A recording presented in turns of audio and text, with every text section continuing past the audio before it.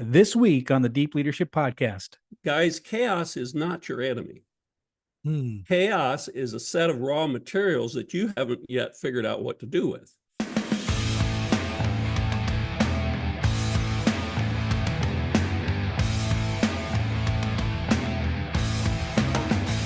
This episode is brought to you by the Salty Sailor Coffee Company, the official coffee of the Deep Leadership Podcast. Salty Sailor is a veteran-owned coffee brand on a mission to deliver premium, fresh roasted coffee while making a positive impact in the world. Their motto is drink coffee and do good, which reflects their commitment to making amazing coffee and actively supporting the military community. 10% of every order goes to the Navy Marine Corps Relief Society, an organization dedicated to helping sailors, Marines, and their families in times of need.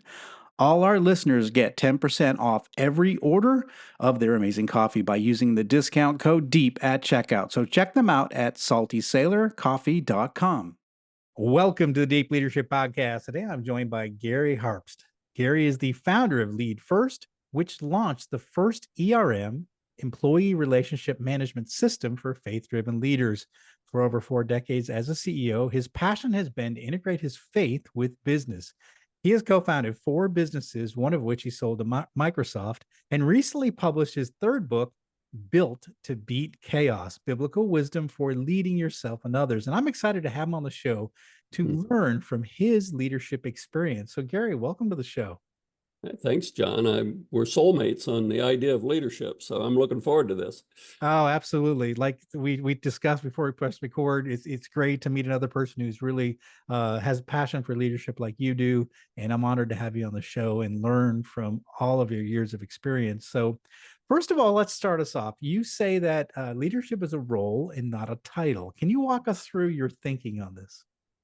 Yeah, that's been a morphing understanding in my life of, the default thinking when you say companies leaders or whatever is you think of the top leadership, and that's not incorrect. I mean, you have to have some way to refer to the people that lead from the top, but what you really realize as life goes on is that that leadership is the ability to understand where you want to go and chart a course for getting there. And when you think about it in that way, every single person that's alive has to demonstrate leadership. And we hear a lot that generationally, for example, in the 50s in the United States, there were only something less than 5% of people born into a single parent household. Today, it's over 40%. And there's a price to be paid in developing the inner person when you don't have all the infrastructure you need to grow up. And I'm not criticizing, I'm not attacking the reasons or whatever that happens. What I'm saying is we need more self-leadership in today's realm. And so that's why I've learned to emphasize more and more, don't think about leader as your boss, think about leadership inside of you. What does leadership mean for you? And you can't build a team unless the team members really are hungry to be self-leaders. I think that makes a lot of sense. We talk about on this show the idea of lead yourself first. Kind of the first person you need to lead is yourself, and Yeah. you can't effectively lead a group of people if you can't control your own self, right? I have a good friend of mine who talks about the idea of leadership is like you're on stage, right? And and everyone's depending on you. But if the back of the stage is a mess, right, you're not giving your full performance, right? When it's chaos in the back of the stage and you don't have your life in order, you don't have your finance in order, you don't have your relationships with your spouse and your children in order, you don't have your relationship with God in order, right? You're going to have chaos and it's going to show up on stage. And I think that you're saying is that leadership is a role and you start with leading yourself. Yeah, I am. I totally agree with what you're saying. And we hear from business leaders that are hiring people that the business itself has to take on more development of self-leadership than they used to. And you you can't lead others unless you can lead yourself, and you can't lead others unless the others are leadable.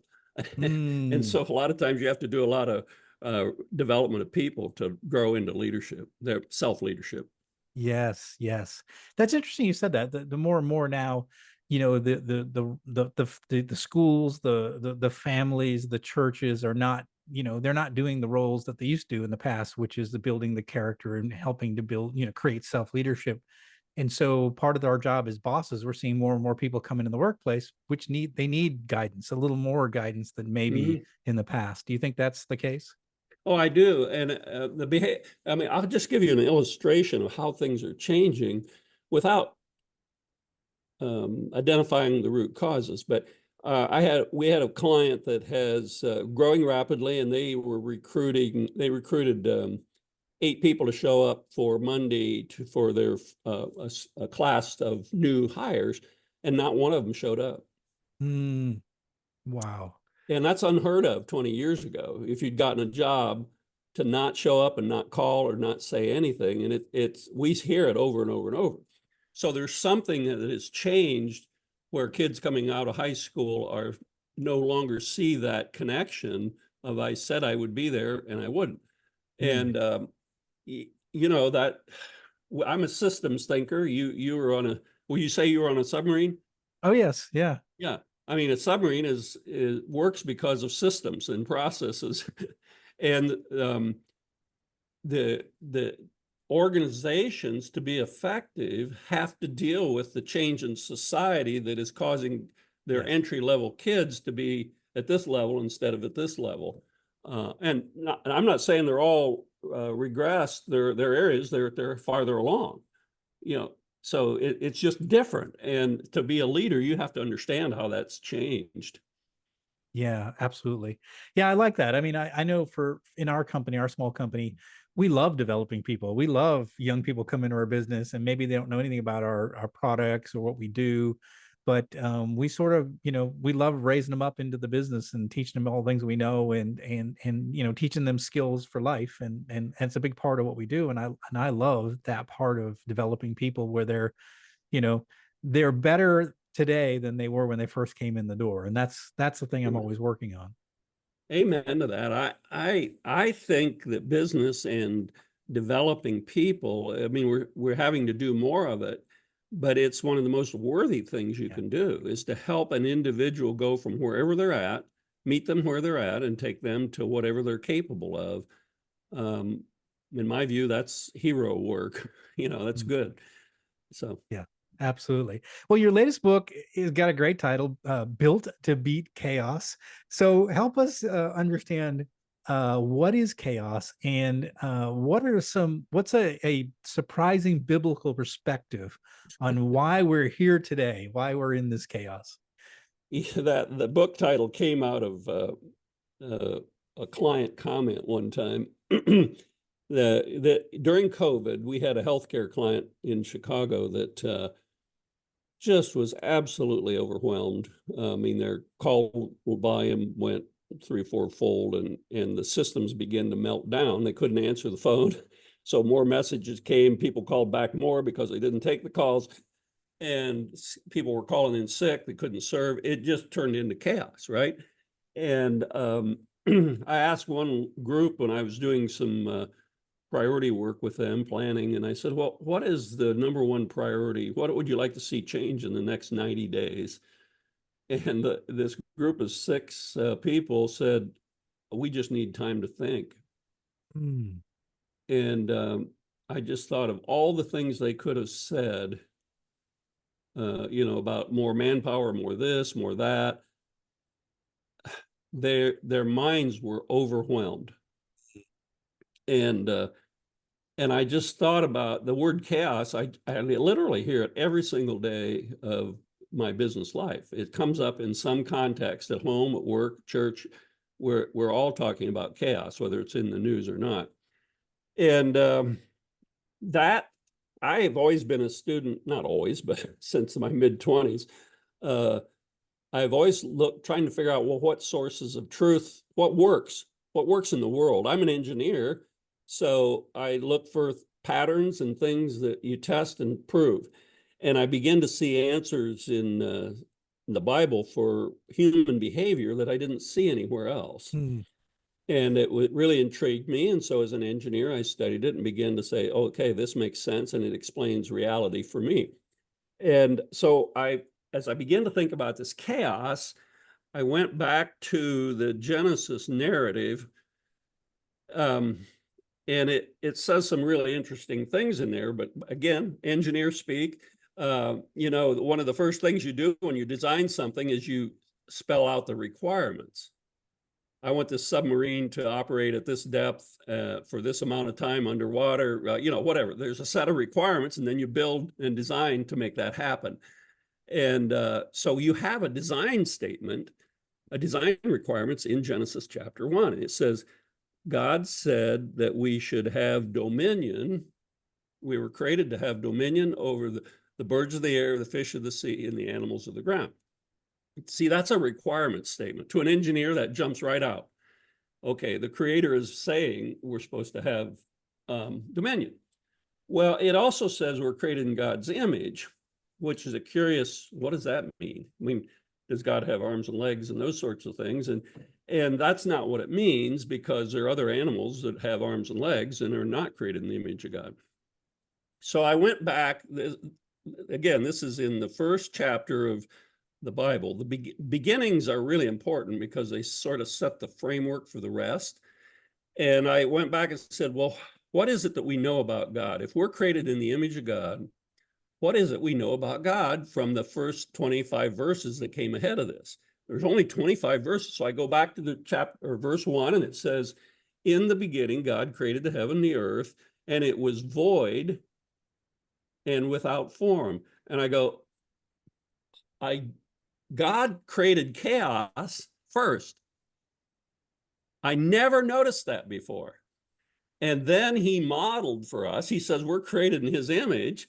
And then he modeled for us what we're supposed to do. And what did he do? He separated the night from the light from the darkness. He separated the land from the sea. He brought order to that chaos, and he did it to serve a particular purpose. And so then it just really resonated with me, and that's what the book's about. Guys, chaos is not your enemy. Chaos is a set of raw materials that you haven't yet figured out what to do with. Yes. And God modeled that all in the first chapter of Genesis. So it sort of sets you free. It's a declaration of independence to say, you're not intended to be a victim of chaos. You're intended to be a victor over chaos. Yeah. But there's some things you got to do to make that happen. Well, it's interesting you say that because, I'm an observer of things. And, when I was in my corporate days, I would go visit my friend. I was a vice president, general manager, and I would go visit my peer businesses. So these were people that are at my same level. They were running their own businesses. I was running my business. And there was some businesses that was just chaos. It was always chaos. It was firefighting. Last day of the month, they're working overtime to try to ship product. Everything was just out of control. And one of the phrases I came up back then was that an absent leader creates chaos. When the leader is absent, chaos reigns. And because I could see that when the leader was absent, not doing their job, not proactively involved in the day-to-day running the business, chaos, it went from order to chaos, right? Mm-hmm. So the leader has to be present to be able to turn chaos into some level of order to where Amen. It's functioning properly. So you're not doing firefighting. You're not running around like a chicken with your head cut off. And I noticed that those that weren't present and they're not doing that, they're locked in their office or they're in meetings all the time, their businesses sort of just got out of control. Is that what you're saying? Amen. Yeah. And you know what? You said leaders aren't present. Another way to think about it is leadership is not present. Yeah. The leadership can be in the form of a person. It can be in form of systems and processes, but somehow there has to be something that holds the forces together. And that kind of leads to another topic, which in my view, leadership, not the role of leader, but leadership is really what the Bible is all about. If you define leadership as coming to understand, developing what your purpose is, and then figuring out how to execute against it. That's what leadership is. And Yes. so if I'm a leader at home, what's my goal for my family or my children, or what's my role at work? And basically the Bible is enumerating, here's what you were created for, and here's why you have problems fulfilling what you were created for and what to do about it. And so I totally agree with you. It's that's why I'm such a fan of leadership. But to me, it's the essence of what it means to be human. Mention something that I never really thought of too, is that, when you're doing what you're put on earth to do, when you're doing what you were created to do, it seems like there's a better flow. There's a better, you feel better, your people feel better when you're like there's been jobs I've been in where I was I was doing something that was out of my, not doing what I was really put on earth to do, right? And I never was comfortable in those roles. But it seems like when you find your calling and you're actually doing that on a day-to-day basis, and you have that passion towards that, I think with passion comes like energy and focus, and I think things come together. Whereas if you are doing something that it's a job versus it's your passion, you're not all in, right? And so you're not doing what you were put on earth to do. And I think people can tell when a leader isn't fully into their jobs or into their mission. Well, you can tell it when you go wherever, to a restaurant. Sometimes I have somebody wait on me that hates what they're doing, and you have other people that love serving people, and you can feel it. And I'm not a musician, anybody will tell you that, but the idea of resonance in music, somehow one chord relates to another, and I'm told that one string can cause another string to vibrate. That seems to me what happens when you get in your space when you're doing what you're called to do. There's some kind of resonance that's hard to explain, but you know it when you're in it. Yeah. So what, we're talking to leaders, they're listening in. Many of them might say, oh, okay, you're hitting me here. I've got some chaos in my organization. So if we have chaos, if someone listening in, they sort of, they recognize that they probably have a chaotic situation at work, what's step one? What do they need to be thinking about? Like you said, it's not a bad thing. It means that you have all the clay to build a great statue, right? You have all the raw materials to create something great. But today it's not great. It's chaotic. So what should they be thinking about is like, what's first? The very first thing that a leader is called to do, whether in their own life or in leading others, is to face up or determine what purpose is. And I use an analogy of we built a house out in the woods, and I can remember the days that the trucks started showing up and bringing lumber and building materials, and they just dumped them on the ground. I mean, and to an uninformed observer, it looked like chaos to me. I mean, just piles of stuff laying all over. And then a guy walks up with a blueprint, and he knows exactly which of those things to use and in what order. And when people are in the depths of chaos, and by the way, I'm in this almost every morning. I wake up and I'm ready to go, and I think, oh, I've got way more to do today than I can do. And it begins to be feel chaotic. I can feel the tension growing in me. And I take a deep breath and I say, wait a minute, what is my purpose today? What is my purpose this week? What is my purpose this quarter? And then from that, it becomes easier to say, this is the 2x4 I need today. This is the piece of wood I need today. And if you don't have that architecture, if you don't have that purpose, you don't have any way to decide what to do with that lumber.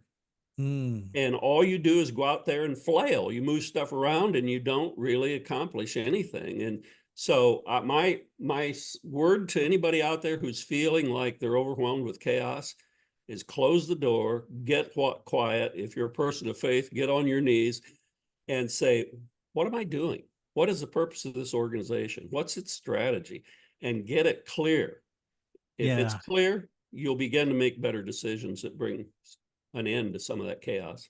I love what you just said. You connected chaos and purpose. In other words, once you shine a light and say this is where we're headed, or you point the direction of where we're headed and why we're going to get there, now people understand where we're going and why we're going there. And I think until a leader does that, it's like a ship without a rudder. It's sort of just going aimlessly down a river, or out in the ocean someplace. But it takes a leader to put the rudder in the water and say this is where we're headed.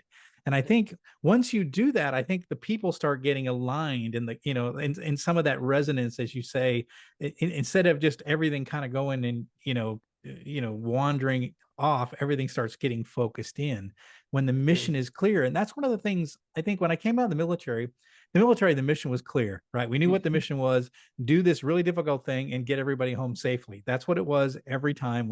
Everybody knew it, and we didn't have to say. So on my first job working for a large global corporation, I struggled to figure out what the purpose was, because one day it would be, well, we got to reduce costs. Then it was, we got to improve quality. We got to improve on-time delivery. We've got to get we got to be more customer focused. And I didn't know what, as a young, person coming into the corporate world, looking for guidance, looking for purpose, I was lost. I was like, I don't know what to do. I mean, you're telling me everything's important, but I don't know why we're doing what we're doing. And I think I struggled, like a lot of veterans coming out of the military, like, what's our purpose? Why are we even here? And I struggled there. And it took me a long time to sort of figure it out, because my bosses weren't very clear with purpose.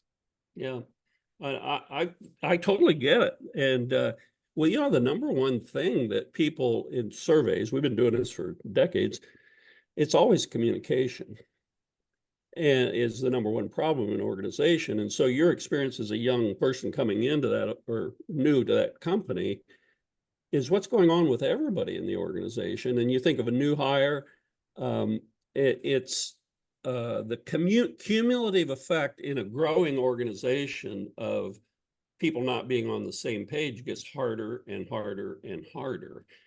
And that sort of gets to one of the second things. You asked what the first thing a leader needs to be able to do is determine purpose. Well, the second thing is to have some kind of framework for helping people execute against that purpose, some way to communicate. I use the airline examples. There's something like, I don't know, 60, 70,000 flights a day in the world.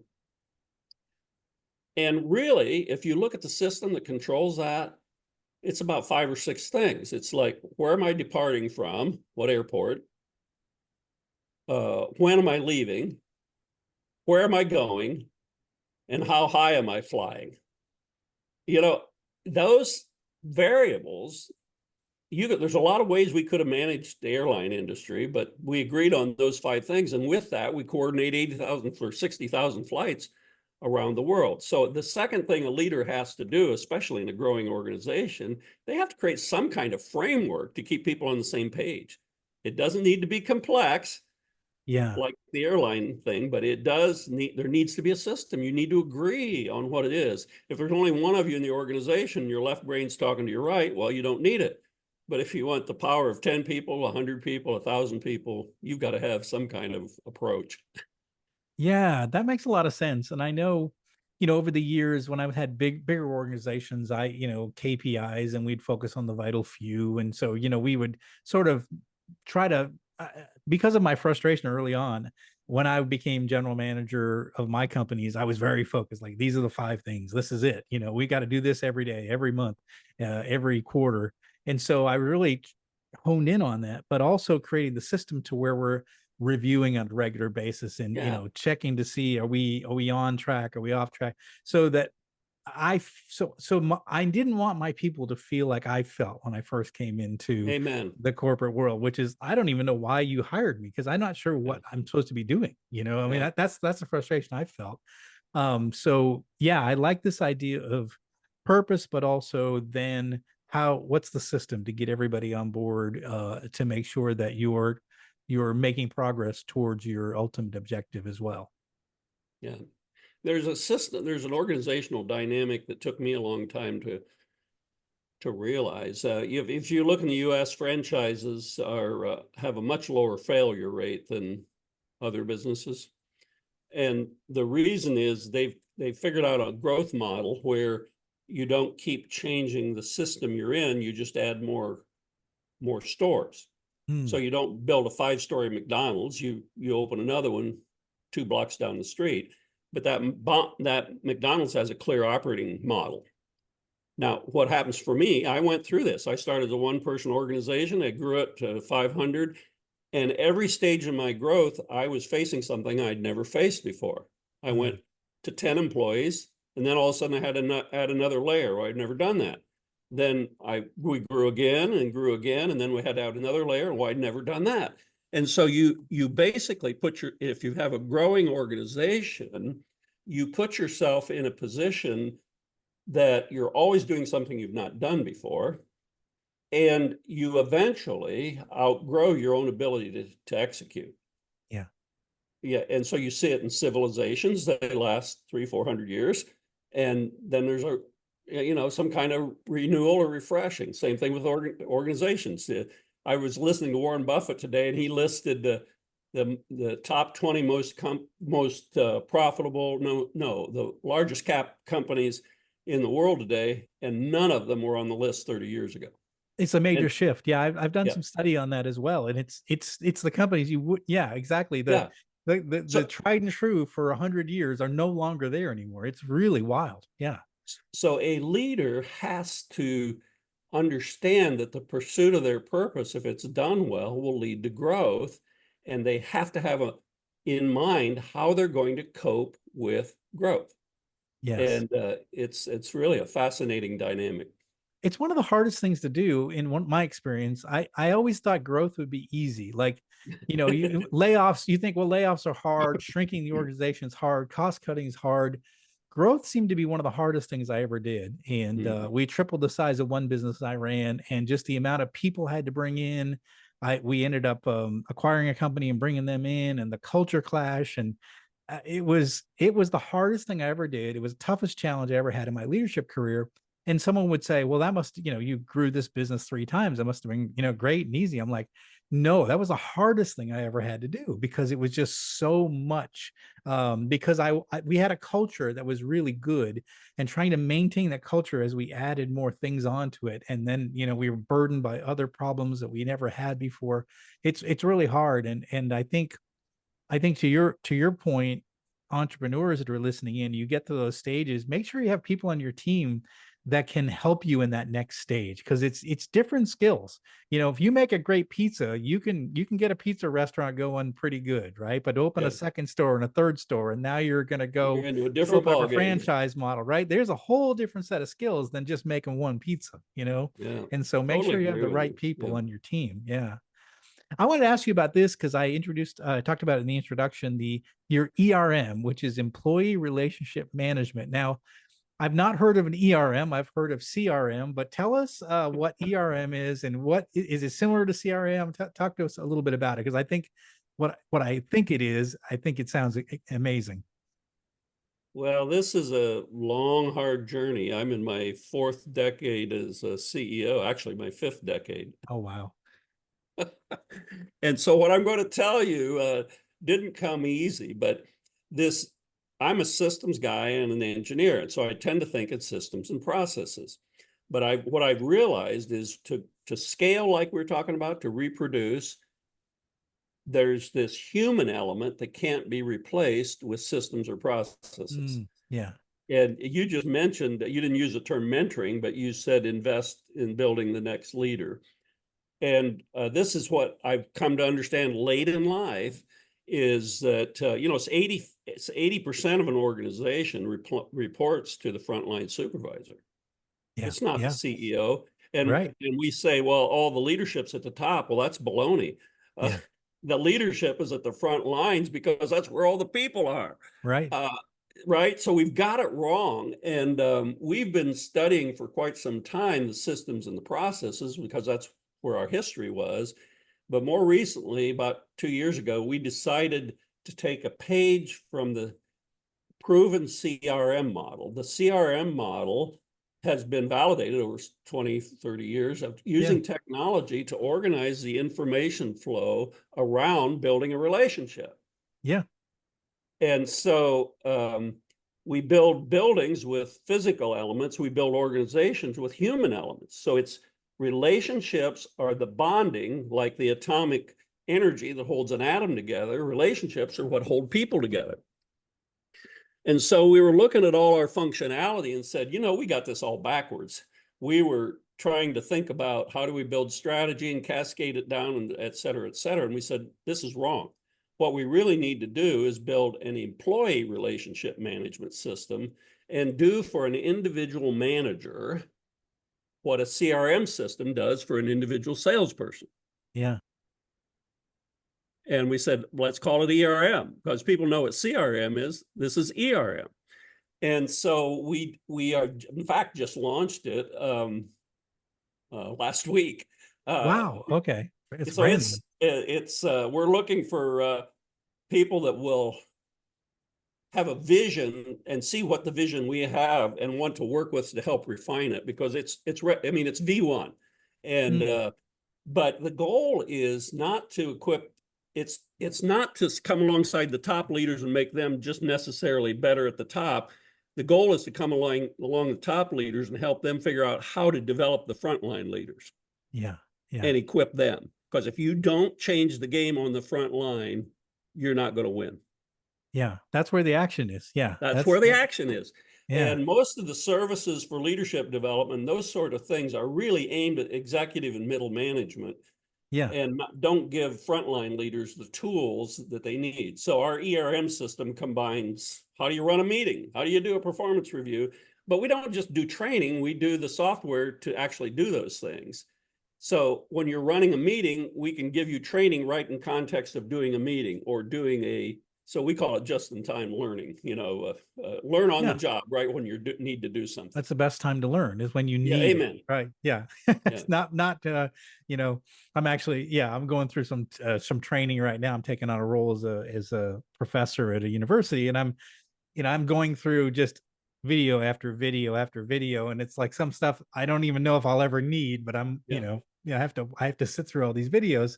But you're saying learn it right before you need it, and then you're going to really pay attention, right? Like I got to do performance reviews. Oh, there's a module on that. Boom. That's right. Get through exactly. that. Yeah. Oh, that's fantastic.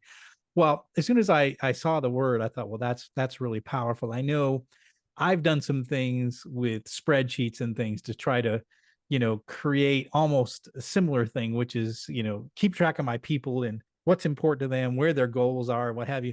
But it's always been something I do on the side, but I never even thought about CRM as a tool just for relationship management, and it's funny that you've taken that now for 4 decades as CEO, and you're like, okay, I think there's a way to systemize this. And so my hat's off to you. I think it's fantastic. So I would say the part that it took me a while to realize it, and of course, Jesus himself changed the world, and the way he did it was from the bottoms up. Yeah. He mentored 12 disciples, and he really focused a lot of time on 3. And so we now tell leaders, one of your first priorities is to become a mentor. Yeah. If you can't transfer and develop the leader under you, then the organization is not going, it's going to outgrow its culture. If you can't reproduce yourself, it's going to outgrow its culture. And so it's a hard message, but the last 20 years, we've done a lot of this kind of work. And what leaders want to do is they want to hire us to do what they're supposed to do. Yes. Yeah. They want us to go in, well, can you go fix Joe over here? Can you help him get his goals set, do this? And we did that for a long time.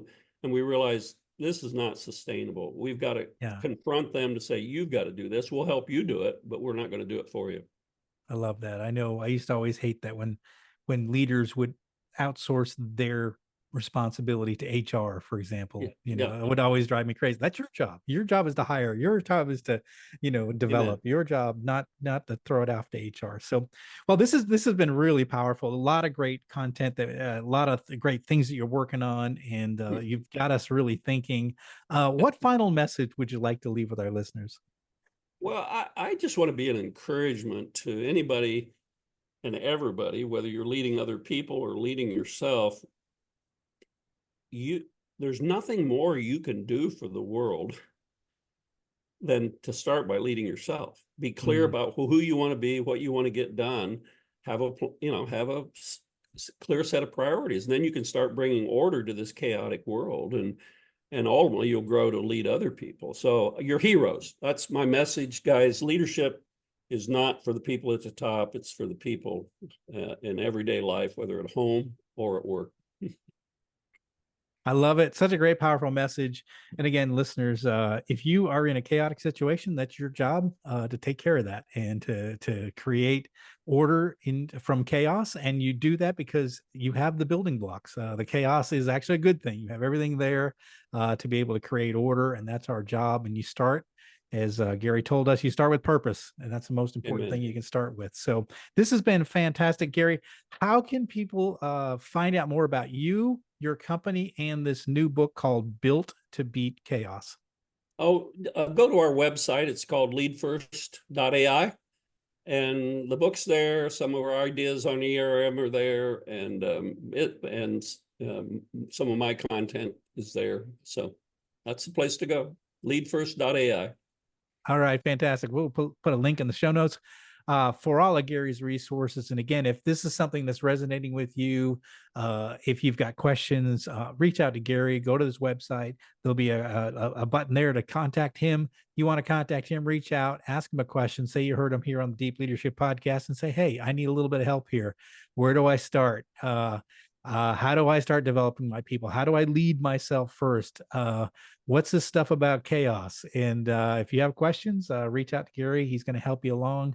And again, this is we want you to be a great leader. You are a hero, as Gary says, and leading people is a really important responsibility. So, Gary, I want to thank you for coming on the show and sharing all the work you're doing in this new book, Built to Beat Chaos. So, thanks for coming on the show. Well, thank you, John. You're a hero too. You're doing good work, bringing light to a dark world. So that's good. Thank you very much. Well, that's it for today. Thank you for listening to Deep Leadership. If you like this podcast, please subscribe and share so we can continue to build a world with better bosses. Until next time, this is John Rennie saying take care and lead well.